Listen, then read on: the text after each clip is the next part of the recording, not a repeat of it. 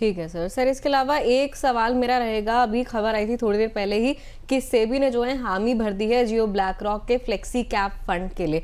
Sir नए निवेशकों को अक्सर आप लोगों की तरफ से, एक्सपर्ट्स की तरफ से सलाह रहती है कि मल्टी कैप या फिर फ्लेक्सी कैप से शुरुआत करें।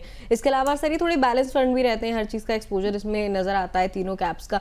सर अब जियो का फ्लेक्सी कैप आ रहा है, पहले हम देख रहे थे इंडेक्स फंड्स आए थे 5, इसके अलावा डेट फंड्स आए थे। सर क्या आपकी टिप्पणी रहेगी इस पर, निवेशकों को, खासकर के नए निवेशकों को क्या कुछ करना चाहिए, निवेश करना चाहिए जियो ब्लैक रॉक के फ्लेक्सी कैप फंड में जब भी वो आते हैं, या फिर थोड़ा रुकना चाहिए? देखिए, अगर मैं फ्लेक्सी कैप फंड को देखूं और मल्टी कैप फंड को देखूं, तो मल्टी कैप फंड भी डिफरेंट कैटेगरीज में निवेश करते हैं, फ्लेक्सी कैप भी डिफरेंट कैटेगरीज में निवेश करता है। जो दोनों में एक बड़ा डिफरेंशिएशन फैक्टर है वो है इंटरनेशनल मार्केट में इन्वेस्टमेंट। फ्लेक्सी कैप फंड का एक अच्छा खासा एक्सपोजर 33% इंटरनेशनल मार्केट में एक्सपोजर होता है, वही फ्लेक्सी कैप और मल्टी कैप को थोड़ा सा डिफरेंशिएट करता है। और वहीं पे हमने फ्लेक्सी कैप फंड का परफॉर्मेंस देखा है पिछले कुछ सालों में। हम फंड्स का देख रहे हैं और आज की डेट में कुछ ऐसे फंड्स हैं जो बहुत अच्छा परफॉर्म कर चुके हैं। तो ये एक डिफरेंशिएशन है। अब आज के सिनेरियो में क्या इंटरनेशनल इन्वेस्टमेंट हो रहा है, अभी लिमिटेशन लगा हुआ है। क्या जियो ब्लैक रॉक इंटरनेशनल मार्केट में निवेश करेगा इसमें, या केवल डोमेस्टिक में ही कैटेगरी में सीमित रह जाएगा?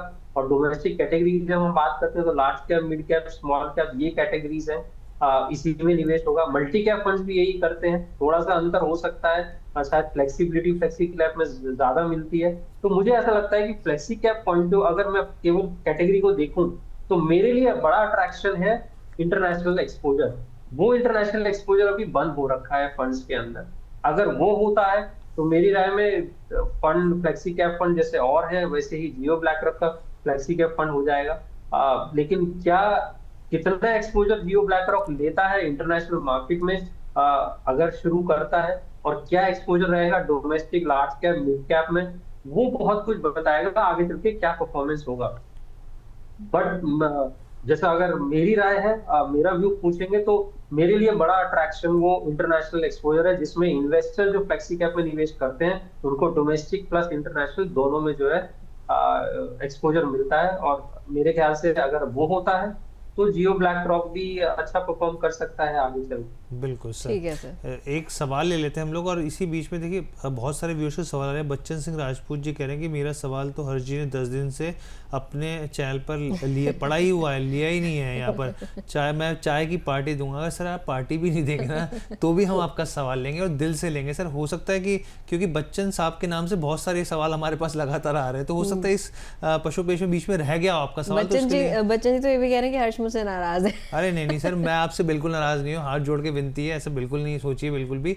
हम लोग आपका सवाल लेते हैं। और इसी बीच में सैयद जी का भी एक सवाल है। सैयद जी कह रहे हैं आप छोटे इन्वेस्टर के बारे में बात की जाए। सर हम लोग छोटे, आप 500 की इन्वेस्टमेंट की बात करें, हम लोगों ने 250 के सिप के शोज़ करें और बहुत सारे शोज़ करें और समय समय पर बताएं। यहाँ पे छोटे, मीडियम, बड़े, जिस तरह के भी निवेशक होते हैं हम लोगों के लिए, साफ हमारे गेस्ट के लिए सब बराबर हैं सर। हम लोगों की पूरी कोशिश रहती है कि आप जो भी जिस तरह का भी निवेश करें उसमें एक बेहतर रिटर्न पा सकें यहाँ पर।